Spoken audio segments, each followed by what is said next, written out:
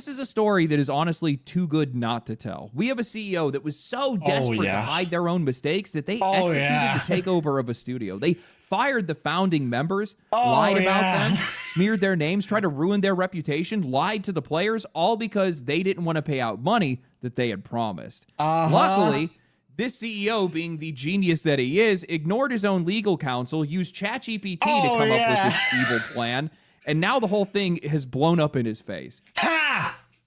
Cunt! Fucking gobshite! Deserved it! I hope he fucking dies in a fire! Can you tell I love Subnautica? The premise of this is just... it's absurd to me. It's been nearly a year, but Unknown Worlds, the creators of Subnautica, just won their court case against their own publisher, Krafton. And the judge has now said that the founding members need to be reinstated, given full and complete control of Subnautica 2 as well as the studio, that Krafton still has to pay the $250 million bonus that's promised to them when Subnautica 2... That feels so good to hear. I'm just leaning back in my chair and my ears are singing. Comes to early access this May, and they also said that... Just remember, lads, pre-order Subnautica 2, they'll get the 250 million bonus. They're right there. They were right at the edge before they got fired. The CEO has to live in exile, okay? I made up that last part, but still, don't you guys love it when justice is served? Yes. Now, while this story has a good ending, not every story like this does. And I think this is just going to become a bigger and bigger issue further and further down the road that we get. Because indie games have just been doing so damn well. And when you look... Dude, I love indie games. Indie games are beat AAA tenfold. Indie games are so fucking good because it's actually people that care about the games. Fuck AAA. All they see is a fucking title. Slap another number. They see a title, just add a +1 onto the number at the end. And then boom, we have another game. Like, we have Black Ops fucking 7. 7. I never thought there would be a fucking 5 or a 4. And now we have 7. 2 in a year. 2 years back to back. Fuck off. Indie games are so good. Support indie games. Indie games beat everything else. Look at a lot of these publishers that are lacking talent or even a single original idea. They want a piece of what indie has, and they will ruin these guys to get it. So today, I want to go over this in detail. I don't want to just talk about the court case. I actually want to talk about how this affects indie studios, how big of a threat these publishers are. I want to cover the court case. I want to cover the founding of Unknown Worlds, and I want to cover how this impacts everybody. But before that, a word from today's sponsor, Displate. These guys actually just recently sent me a brand new limited edition Expedition 33 Displate. And I'm going to take a look with you guys. Wonder what will I get next? Oh, man. Yo, dude. Take a look at that. Displate just dropped a limited edition print in collab. What display should I get next? I've been thinking about one for a while. I rarely get them because they're kind of expensive, but they are 100% worth the price. Like, considering you get like a poster for like a couple of euro, but they like after a while it just like the colors kind of fade now. It's paper, so the colors fade now. You might tear it a bit if you're taking it off the wall to move it. You know, display so much better, miles better. I'm not sponsored, by the way. I just genuinely love Displates. Collaboration with Expedition 33, and this is not just another poster. This thing is loaded with detail. You have 3D printed elements with Mael and Alicia. It's limited edition. Ooh, I might have a look at that one. Hair and fabric, a gilded gloss frame, pure iridescent and graphite glittered layered across all of this holographic. Only 1,500 copies. I definitely lost out. And I can't wait to have it on my wall. If you've never used Displate before, they make premium metal posters that mount magnetically. No tools, no wall damage. Just stick a magnet to the wall and snap it in place. It takes seconds, and swapping them out is just that easy.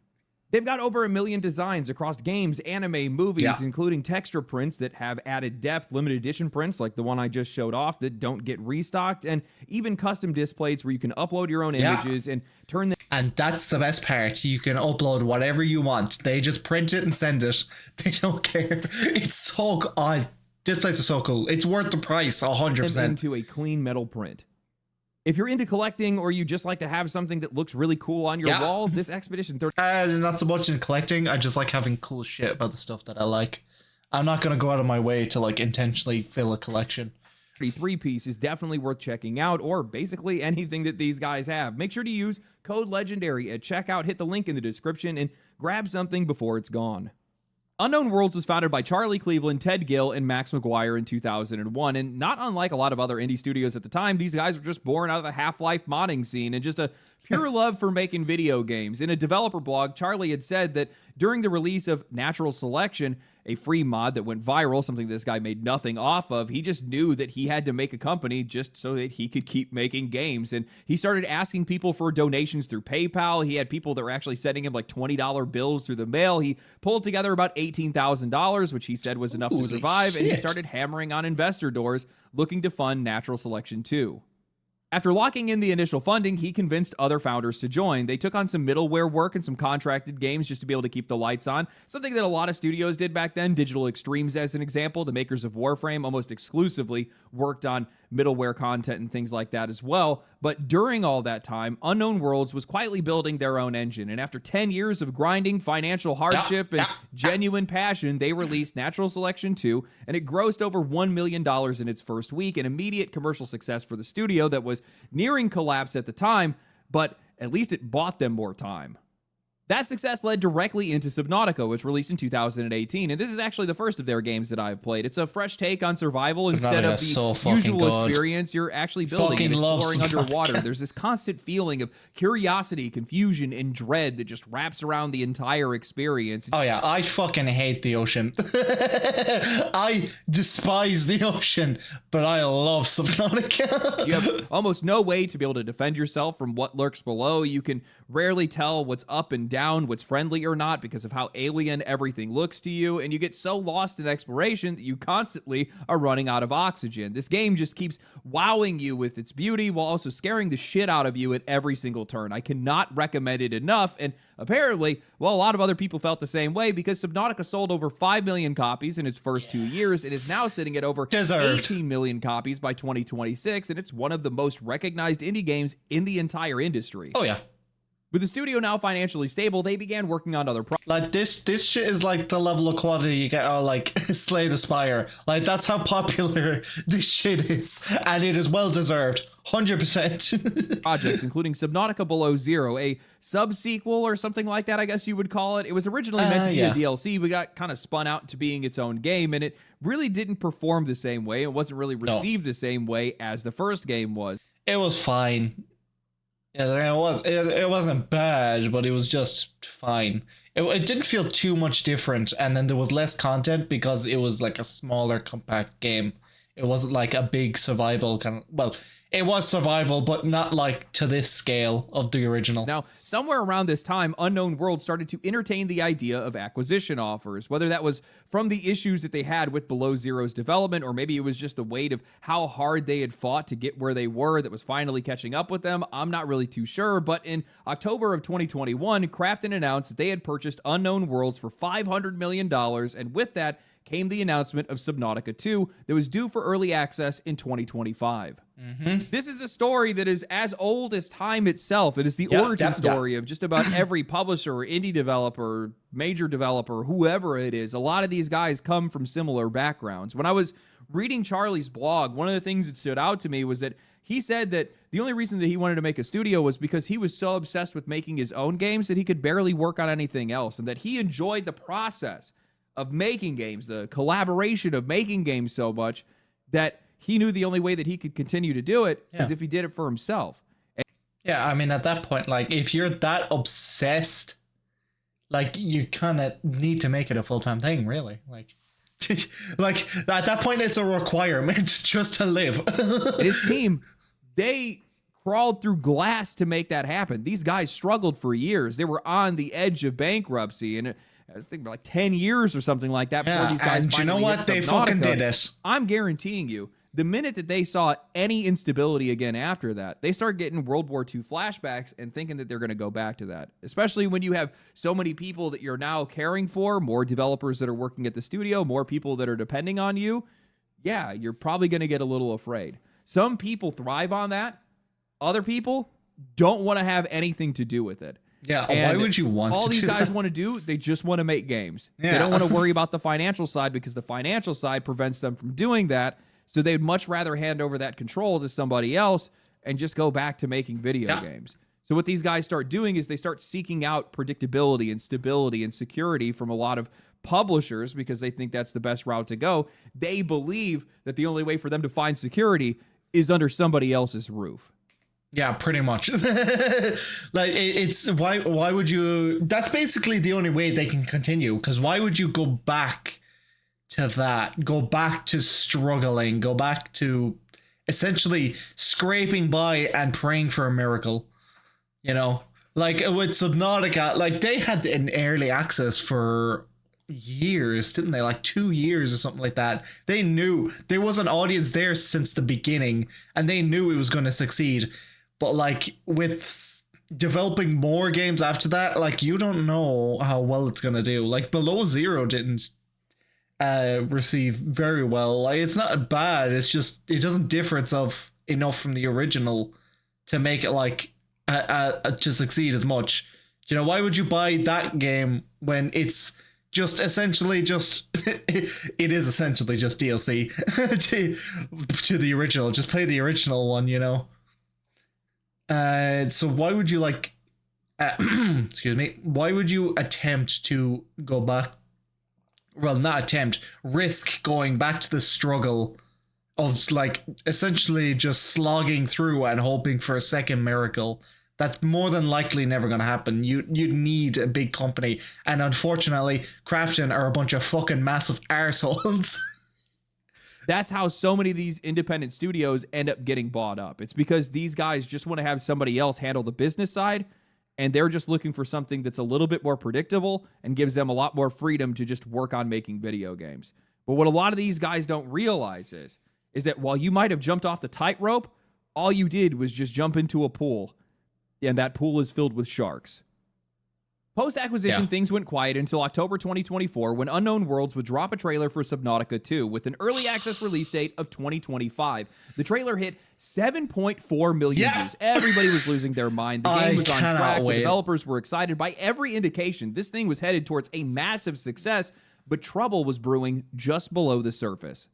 8 months after that trailer, the game's YouTube page was still posting developer updates showing off new mechanics and things that they were working on. Krafton announced out of nowhere that the founders, Ted Gill, Charlie Cleveland, and Max McGuire, were leaving effective immediately. In a statement posted on the Krafton website, they said that they had tried to keep the founders around but couldn't, wished them well, and then spent the rest of the time quietly implying that something had gone wrong with development and the leadership. Nothing went wrong. They wanted money. Is committed to achieving regular milestones. And nothing went wrong with the development. Krafton wanted the success, all the money that came with the success, without having to do any of the payouts. To assess progress across its creative studios, these reviews, based clearly on defined metrics and targets, will help ensure that the games both meet creative and quality standards. This process is essential in delivering the right game at the right time. Unknown Worlds' new leadership fully supports this process, and motherfucker, Subnautica 1 had early access for like 2 years before it released, and it still sold, so what is it, 5 million?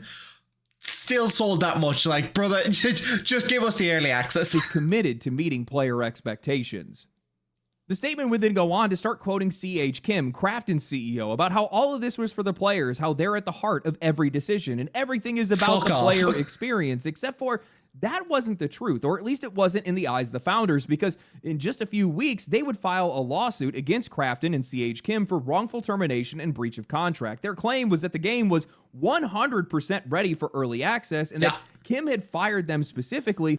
Brother, do you not realize? Okay, the state that Subnautica 1 was in when it hit early access was abysmal. It broke so fucking much because they had the they had the feature to what's it called? You can like destroy the land to like make space for stuff. I forget what it's called. But they basically allowed you to essentially destroy the fucking planets. Like you could dig up the Earth. I can't remember what it's called. Anyway, but yeah, whatever it was, they had to get rid of it completely because the whole point was that you could like essentially get rid of landscapes and stuff to like put in your bases and whatever. But it just kept breaking the fucking game, so they just had to just wipe that completely, and it fixed a lot. It fixed a lot. But yeah, when Subnautica originally came to early access, it was a pile of shit. But the game is so good. They had enough to build attention to it, but it ran like ass, and it still came out amazing, and I love it. It's one of my favorite games. To try to dodge out on a $250 million bonus, a bonus that was tied to the successful early access launch of Subnautica 2. The founders then alleged in their filings that Kim had actually already admitted this to them directly, where he had said that if they hit their deadline and earned the payout, that it would be financially disastrous and hugely embarrassing for the company. He thought that he had gotten taken advantage of in the deal, a deal that he had made. 5 days after the suit was filed, it's not. Bro, what do you mean being made fun of? You're giving one of the best indie companies, it's not so much indie anymore because they're under Krafton, but one of the best indie companies at the time, 250 million to make another game. How is that embarrassing? How is that embarrassing? You're just gonna get more money down the line. That is not embarrassing. That is probably the best deal you can make, because you're giving them, not only are you giving them an incentive to do as best of a job as they can, you're giving them more funding to do even better on their next project. But then announced that Subnautica 2 needed to be delayed, that quality standards were not being met, and then they publicly said that they were going to extend the bonus window to 2026, but reduce the payment to $25 million, 10% of what was promised. They would also then go and file a counterclaim, and in a public statement, they said that 90% of the $250 was tied to the founders, contingent on them demonstrating active leadership and involvement in development. They would then keep this going by painting the developers as completely absent, working on personal... It's so much funnier watching this back and knowing that he did all this with ChatGPT. He didn't speak to a lawyer about any of this. He completely ignored his lawyers. Like everything that they said. He literally, since the beginning, he planned everything with ChatGPT. Even before he fired them, he was literally talking to ChatGPT to give him an excuse so that he could fire them.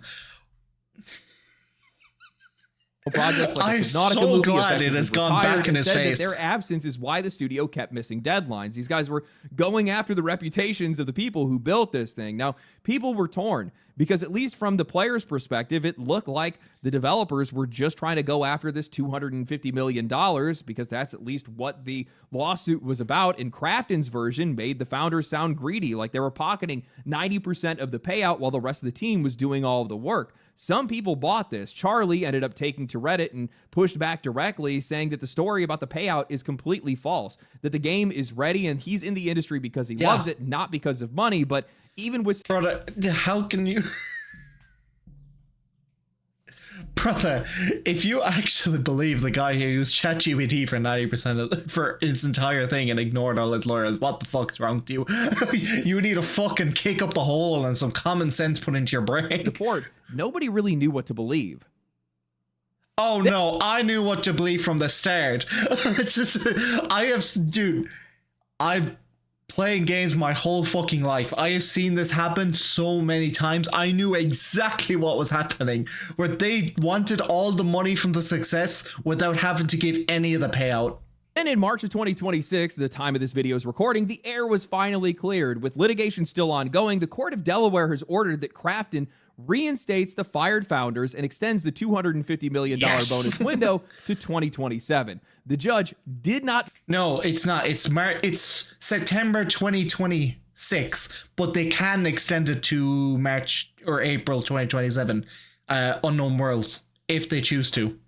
Mince their words, very clearly found Krafton terminated the Unknown World studio head specifically to avoid paying out that $250 million bonus. And what came out in court has to genuinely be one of the funniest things I have ever seen. C.H. Kim, CEO of Krafton, had used ChatGPT to orchestrate the entire hostile takeover. Like, he did it, not even that, like, he did it, like, to get out of the lawsuit. He did it since the beginning. He did it to help him like make an excuse to fire the CEOs of Unknown Worlds so he could take control of it.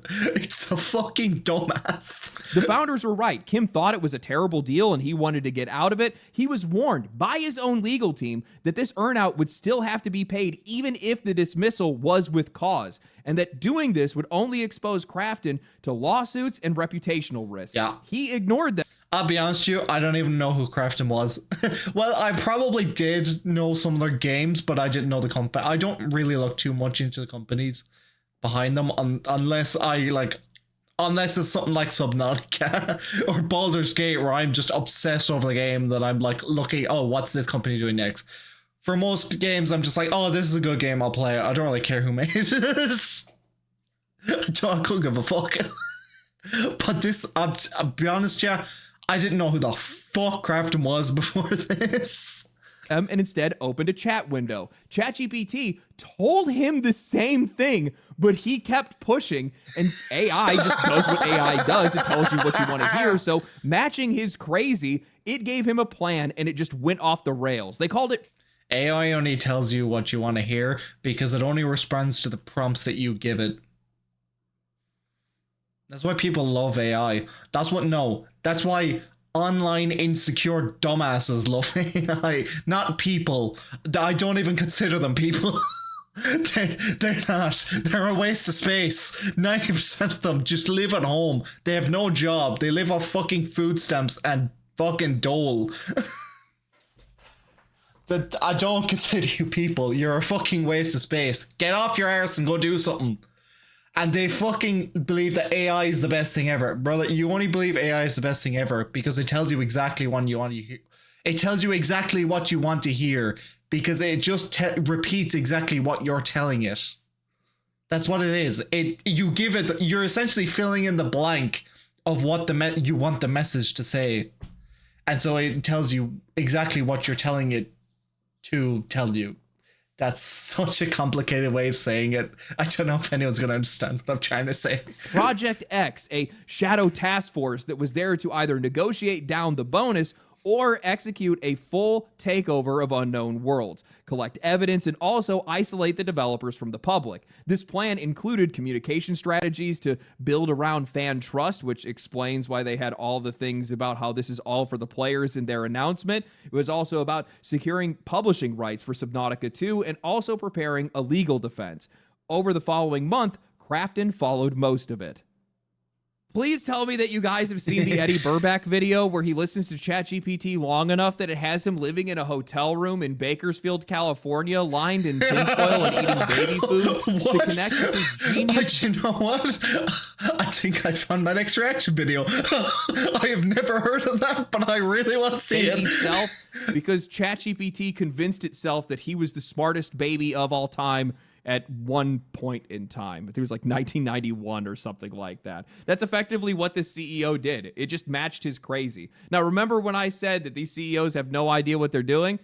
I did not envision this. This is something beyond my foresight. But regardless of the absurdity of this case, this was a publisher that had no intent whatsoever on delivering on their own promises. Yeah. And they would go to such extremes that they would sacrifice the studio, they'd sacrifice the reputation of its developers, of its founders. Hell, they'd even sacrifice the game, which also goes to show how inept the leadership is, because we're talking about Subnautica 2. If this game is just more Subnautica, given the fact that indie games have been running a train on the games industry for the past couple of years, your trailer had 7.4 million views. You're cutting off your leg to save your foot. $250 million is a drop in the bucket compared to what this game is going to make. Oh, yeah. How do these guys have jobs? I don't get it. I don't think he's probably going to be having a job for very much longer, to be honest with you. But do you know what I hope? I hope Krafton's whole thing just gets demolished and it gets passed on to Unknown Worlds, and then Unknown Worlds just has a shit ton of money that they can use, and they don't have to struggle anymore, and they can make more good games. Not every single publisher is going to be out here trying to use ChatGPT to execute Order 66 on its developers, but they will try to do this shit. To take notice of, You cannot trust these people. They do not have the same incentives of the people. I think this is more of like a Western world thing, but don't fucking trust anyone in the gaming industry anymore. Like, at all, anymore. Just in general. The eastern side over in Japan, China, yeah, great. Love that. They take more people in and they hold on to them with a fucking death grip. West, they're like, oh yeah, we'll bring you in, but as soon as we get to like the first paycheck, you're getting fired. We want you to work with us without having to pay you, essentially. They're working at the They want slaves. They want slaves. That's what they want. Studios. They do not care about the work you do.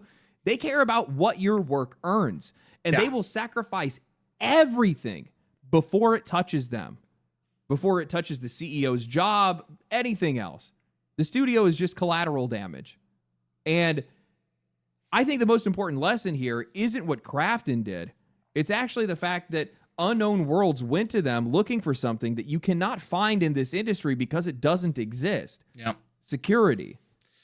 I am so fucking glad I never went into the gaming industry. I almost did. I was doing software development.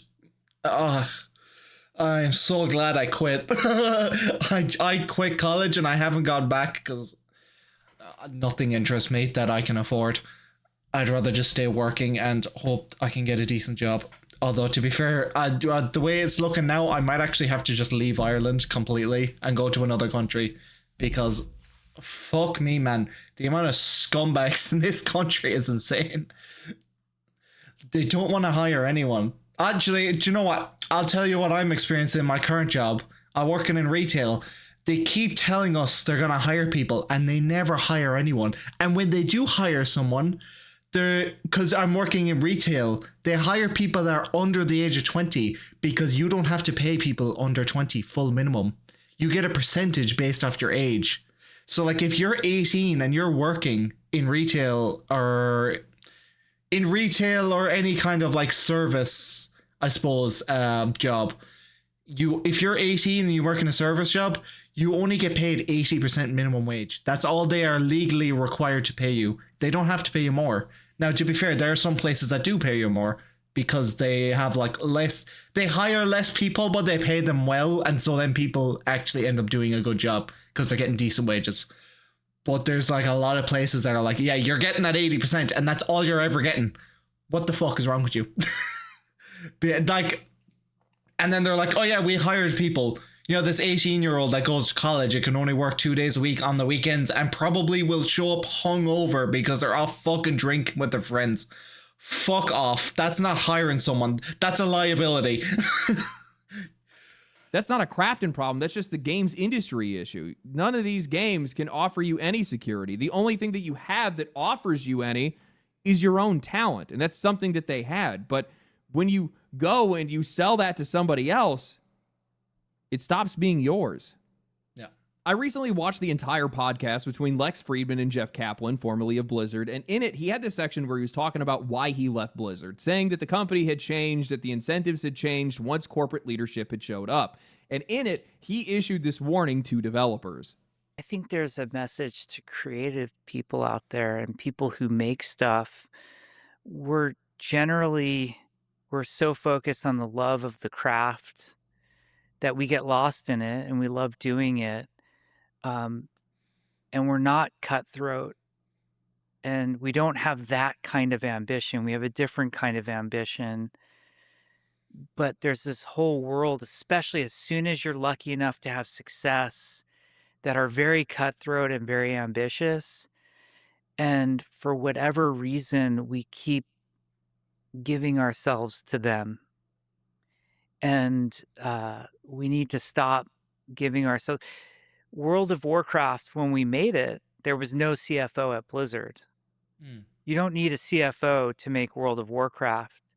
You need artists, engineers, designers, producers, and an audio team.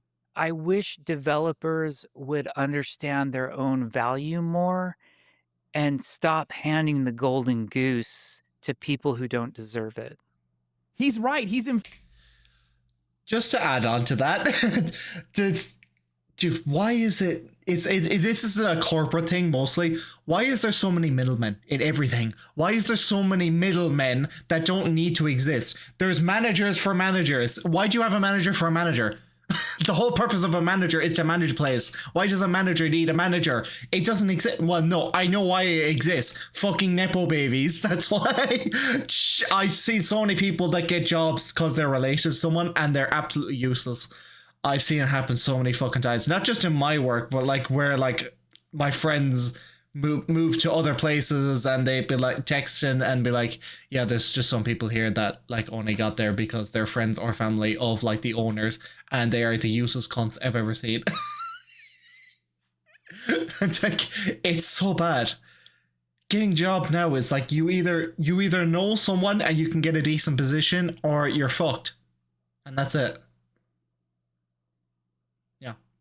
Just move country. Do you know what? Actually, yeah, just move country. I'm Irish. I could go to fucking Canada, become an immigrant, and I just get everything handed to me for free. It's like, there we go. That's my solution. No, I don't want that. I don't want to be a fucking lazy cunt who just sits in his hole all day. I'd actually feel useless. I'd probably kill myself if I did that. Emphatically and overwhelmingly right, speaking this truth from the top of the industry. The troubles for game developers, the troubles for players only start when these creators hand themselves over and their talent over to somebody else simply because they just want to get lost in the craft or because they are seeking security. And I get it, man. I really do. Well, I can wholeheartedly respect those that want to get lost in the sauce when it comes to making their own games, and I understand why they want that. The minute that you hand over that control to somebody else whose only purpose is to make more money and to optimize the business, what you want, what you create, how you want to be perceived, all of that comes last in the face of these companies and their financial futures, the last in the face of the company's investors, and in the case of Unknown Worlds, last in the face of the CEO's job.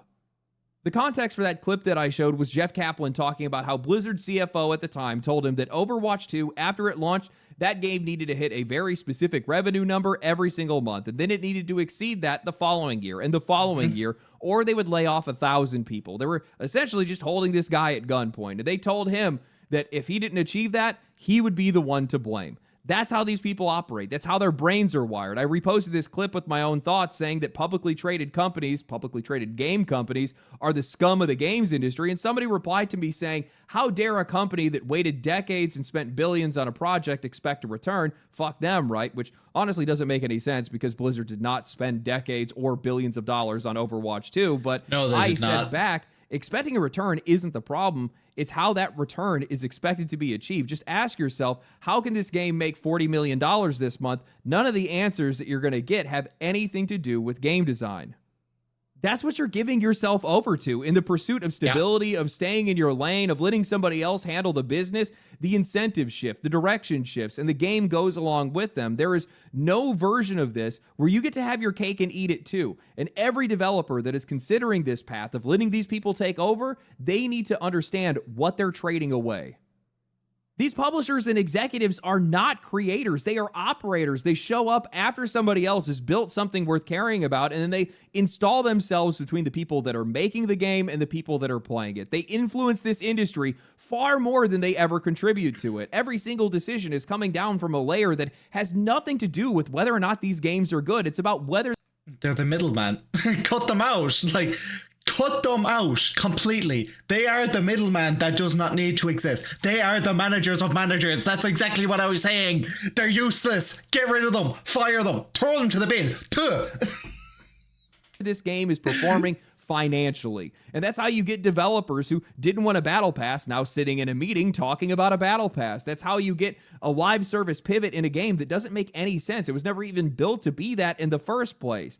Not because this team thought it was a good idea, but because somebody else with a revenue target needed it to be. Shareholders. And beyond that, and I think this is one of the most important points to make, is that this idea that acquisition is somehow going to offer these guys security, it's nothing more than an illusion that's being sold to them by people that want to control them. Every single publisher and major studio in the industry today started out no different than Unknown Worlds. The difference between those who thrived and those who didn't isn't luck, it's just who they let in the door. Larian Studios nearly went bankrupt twice. They took on outside work to be able to survive, and they didn't even find any solid ground until Divinity Original Sin. And even then, that was never guaranteed. Nothing ever is. This is a creative industry. Hell, I'll tell you, I didn't know who Larian was until Baldur's Gate. I just saw bear sex and I said, yeah, I fuck with that game. Some things bomb, some things land. The only thing a studio can ever truly rely on is their own reputation and their own talent. And when you sell that reputation and you sell that talent to somebody else, you're not buying security. All it's doing is just buying you more questions, more hands in your pockets, and someone else that is calling the shots on your own life. I think there's something else to that kind of goes even further beyond it, that I don't actually even believe that there should be a sense of security within the games industry or within any creative industry for that matter. I think that passion thrives within that quiet desperation in the games industry. To a limit now. Hold on though. I get what he's saying, but if it goes back to where they were in like Subnautica 1, where they were like considering, like they didn't, at a certain point, I'm pretty sure they were considering just not releasing the game ever at all because it was taking up so much time and money and people were like actually struggling to live. That's a bit too far with this, but a bit of struggle, yes. That is definitely needed for everything. Always. That's what keeps you going. Where every decision at a developer level is pass or fail. There is no guardrails. You're always walking the razor's edge. Yeah. I think that it makes you want it more. It makes you dig deeper. Yeah. It makes you make better games. Is it stressful? Absolutely. Does it rack you with anxiety? Listen, man, a little bit of stress is good. It's just too much of it now. It makes you want to fucking rip your hair out. I'm sure it does. I'm going to tell you right now, when I'm making videos, I'm watching the analytics, and when things up or down and I read comments and things like that, anything changes, I'm freaking out. I'm having an existential crisis. Why? It has nothing to do with the money. It has everything to do with just the obsession over enjoying what I do. Dude, I do the same thing. I do the exact same thing. I mean, I don't get, it's definitely not about the money for me. I don't get paid. I don't have 1,000 subs. I don't get ad revenue, but I'm constantly looking at it like, is this good? Is this good? Is this good? Is this better? Whatever it is. And there's some videos that are like, oh, they're 1 of 10s and they're 2 of 10s. I'm like, yes. And I have other videos that are like, oh, this is like a 6 of 10, a 7 of 10. I'm like, oh, okay, well, that's a little below average, but what I expect. And then there's other videos that are a fucking 10 of 10, and then they just shoot up to a fucking 1. I'm like, yes! Yes! I did something good. And then there's some videos that are 10 of 10 and they stay there, and I'm like, fuck. And I know this is going to be one of them, because the last time I got a 10 of 10 and it just died out completely was when I fucking talked about Highguard. So this is definitely going to be one of them, but I fucking love this game so much, I will talk about it. I don't give a fuck if you watch it or not. I'm doing this for me. Been loving the craft. I want to make more videos. I want to get better at making videos. And I feel like walking that line keeps you in check. That pressure keeps you in check. I would imagine it's the exact same thing for the games industry. While what we do is completely different, it's still creative in some way, I guess. I do react videos. This is like the least creative you can get in the creative scene. I bet it's stealing. It's stealing, realistically. This whole situation with Unknown Worlds reminds me a lot of Schedule 1 in a lot of ways, where the publisher of Drug Dealer Simulator went rogue and tried to issue a takedown and an investigation into Schedule 1 for something that you can't even copyright to begin with. And the developers didn't want to have anything to do with it. They had no idea that the publisher went out and did this. And it ruined their reputation because of it. The publisher came out and said, well, we have to do this. It's for our investor interest. They totally torched that studio's reputation as collateral and then just walked away from them. Really? Drug Dealer Simulator and Schedule 1, that's the games you're going to be this petty about? Like, no offense, they're fun games, but like, it's not fucking GTA. It's a fucking drug game. Like, what the fuck is wrong with you? What? Also, who the fuck are the investors in these games? Like, look, as much as I like those games, they're fun, but what? This is the pettiest shit over nothing. That's how this works. That's like, what's the studio? Is it Coffee Mug Studios that make Goat Simulator? Like trying to sue a company that makes fucking Sheep Simulator. Like, what's? It's the most ridiculous thing I've ever heard. You know, I really hope with a lot of these self-published successes that we've seen over the past couple of years, that more of these guys realize that that's probably the best path for them to be able to take. I know that it's incredibly difficult for some of these guys to do it, but there's so many more tools that are out there, and social media has just kind of been doing its whole thing lately. If you make something that's good enough, people are going to find it, people are going to play it, and then it's just going to be everywhere. That just keeps getting proved over and over again. I know that people say, oh, well, 8,000 indie games die on the pyre every year. Most of them don't even make their money back for publishing the game on Steam. Those games suck. They're not good enough. Dude, some guy made a game about digging a hole. I think you can do it. I think, trust me, it's just that the game is shit. Some guy, it was like, how much was it? It was like €2 or something like that. It was like really cheap, but he ended up hitting 1 million players. No, it wasn't free. I actually need to look this up. Hold on.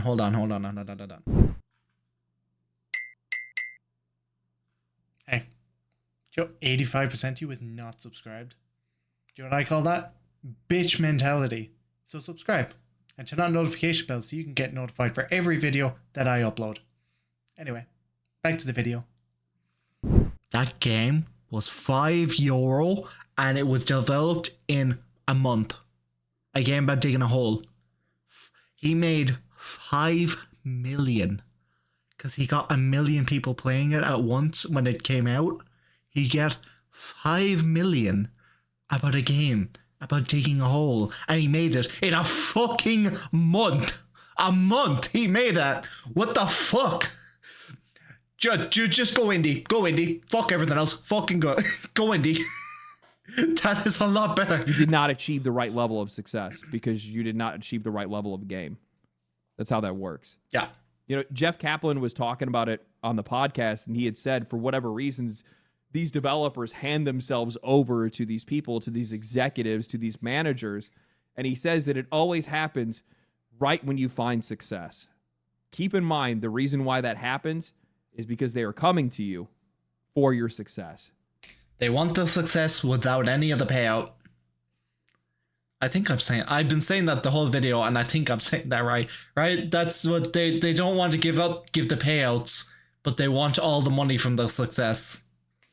That's all they're interested in. Anyway, hope you guys enjoyed the video. I definitely enjoyed making this one. This is some really interesting stuff to get. Oh, trust me, I enjoyed shitting on Crafton too. Fuck Crafton. Support Unknown Worlds. Buy Subnautica 2 when it comes into early access in May. It comes out in May. This is a really cool story to talk about. I hope that a lot of people end up taking a look at this and sharing it and making everybody know what happened with this, because this is just a wild story. Yeah, this is so funny. Thank you guys for watching. If you guys did enjoy the video, like the video, subscribe to the channel, share the video with your friends, share it on social media, grow my influence, grow my power. The social media stuff really helps. YouTube loves it when they see that they're getting other websites traffic. So then they boost the video even harder. It's exactly what you want. But that's all I got. So follow me on Twitch, follow me on Twitter. I'll catch you guys in the next one. Stay cool, stay righteous, stay safe. I'm going to go play some Crimson Desert. Peace. Crimson Desert. Is Crimson Desert any good? I've seen a lot of mixed... Well, I haven't actually checked the Steam reviews, but I've seen a lot of mixed reviews online. Some people are loving it and some people are shitting on it, as I don't actually know what to think. Is it any good? How much is it? If it's anything over like €15, I'm not getting it. I don't have that money right now.